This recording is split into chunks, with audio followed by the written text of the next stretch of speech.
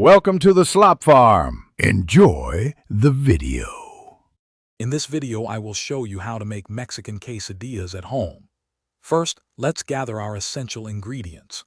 You'll need 8-inch flour or corn tortillas, about 1 cup of shredded cheese per quesadilla, and your favorite fillings.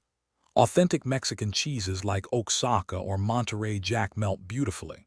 Prepare your fillings, perhaps some seasoned cooked chicken, sautéed bell peppers or black beans, ensuring they are ready to go. Now let's build our delicious quesadillas.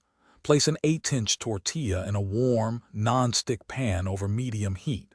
Sprinkle about 1/2 cup of your chosen shredded cheese evenly over 1/2 of the tortilla. Next, add about 1/4 cup of your prepared filling on top of the cheese.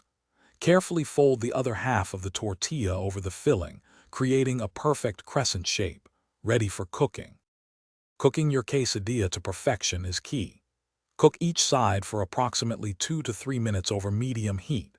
You're looking for a beautiful golden brown color on the tortilla, and most importantly, for the cheese inside to be completely melted and bubbling. Gently press down with a spatula to ensure even contact with the pan and a crispy exterior. Repeat these steps for each quesadilla. Once cooked, carefully transfer your quesadilla from the pan to a cutting board. Using a sharp knife, cut it into 3 or 4 wedges, making it easy to share and enjoy. Serve your warm, cheesy creation immediately with your favorite accompaniments, such as fresh salsa, creamy guacamole, or a dollop of sour cream.